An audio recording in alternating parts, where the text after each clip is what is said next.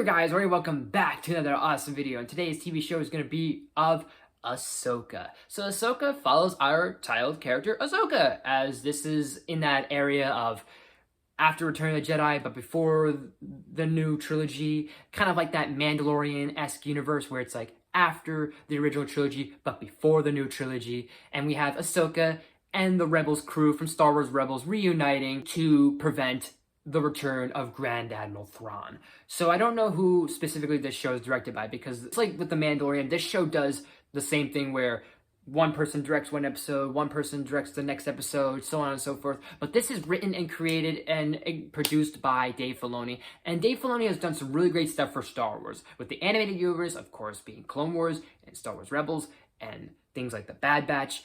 And I feel like there's things in the writing of the show that feel like very Dave Filoni, like, okay, this is definitely something he would write, and it feels very perfect. But yet there's some things that just feel off.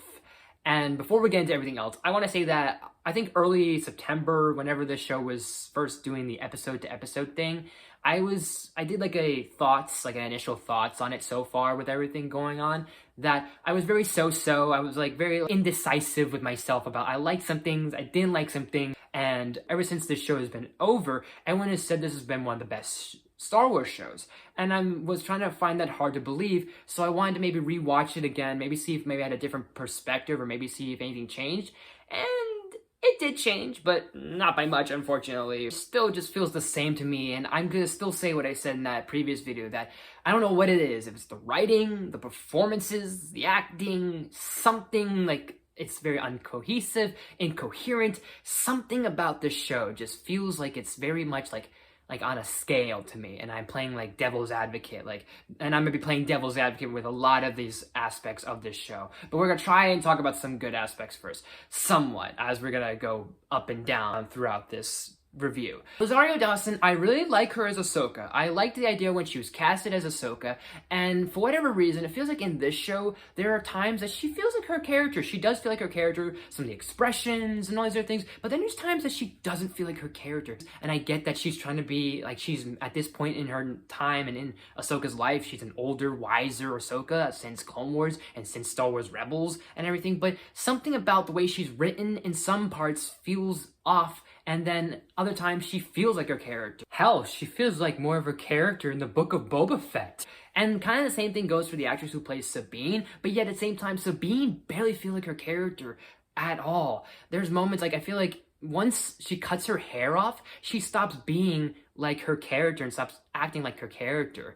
And yet, towards the end, she feels a little like her character. So it's like somewhere from like after the first two episodes and before the last two episodes, she completely just doesn't feel like her character at all. I will at least say this, I really enjoyed Mary Elizabeth Winston as Hera. I liked her a lot. David Tennant is cool. What's funny is I feel like Chopper feels the most expressionist, the most emotion, and feels like his character the most out of everyone and out of all of our protagonists. Then we have Baylan Skoll and Shin Hati.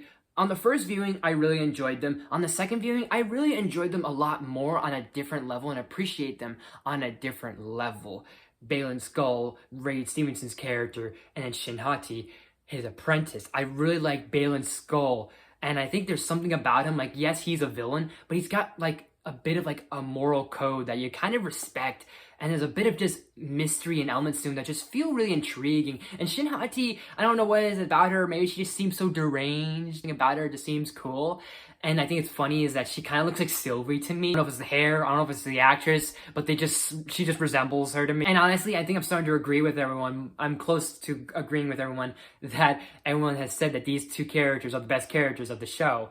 I'm almost close to saying that because I really loved Lars Mikkelsen back as Admiral Thrawn, because he voiced him in Star Wars Rebels, and he's so commanding. He's everything you expect Admiral Thrawn to be in live action form, times almost reaching like over 9,000 level of how well and how accurate, how great he feels to the T to his character. I feel like that's another thing we have to go over, that I feel like I'm going to play devil's advocate, that this is going to be an up and down situation, is that it's good that in a way we don't have to really address and establish these characters already, because we already know these characters from Star Wars Rebels. But the problem with that is that Disney and Star Wars kind of expect people to be like, hey, you guys either know this knowledge already, or you should watch these shows. And sometimes people will watch these shows and encourages people to go watch these cartoons, but some people might not like the idea of like, I gotta go watch this to then watch that and then come back full circle and understand these characters. I just want to watch the show or watch the movie as it is.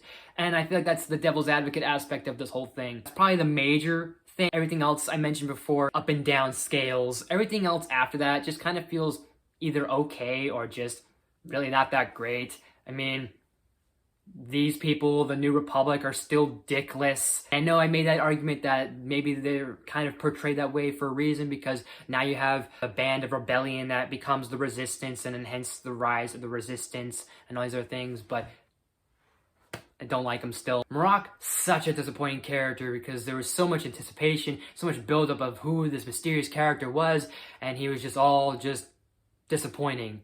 And I feel like that's kind of where Star Wars is that so much anticipation, so much theorizing, and it just leads to disappointment. There's still some things that feel very inconsistent, especially the fact that it seems like everyone can survive a lightsaber impalement, but except Qui-Gon Jinn. So rest in peace to that. And I know there's gonna be more stuff we're gonna kind of go into more detail on with my spoiler talk in a few days. I know there's a bit of references and implication that they're gonna take inspiration from the Star Wars book Heir to the Empire, and that this is obviously gonna either have a season 2 or it's gonna build up to a Heir to the Empire movie and all. And I expected this season and I expected this show to have a dark ending. Without spoiling, there is a dark ending, or a dark ending, if you will, just to leave it vague. But something about the fact of it's just Ahsoka, Sabine, and maybe a few other people, like just a handful of people up against Admiral Thrawn, just doesn't fit right and still doesn't feel right to me. I'm not expecting like a whole entourage of rebels to show up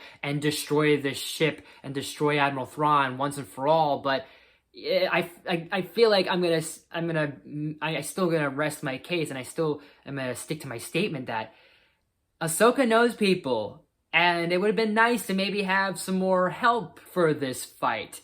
Maybe a certain Mandalorian or a certain Jedi Master. There's so many people in the galaxy that Ahsoka has connections to.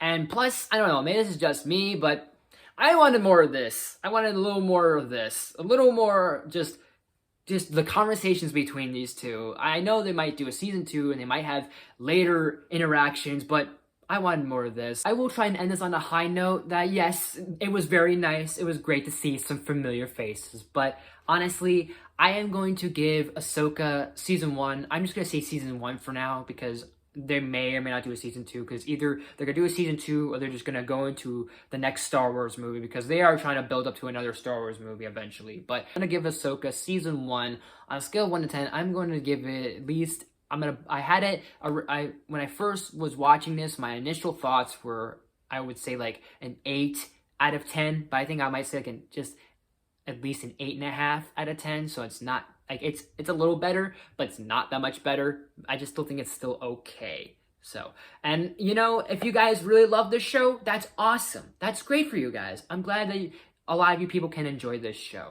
For me, I can see it, but for whatever reason, I just can't see it, which is weird because I'm such a big Star Wars fan.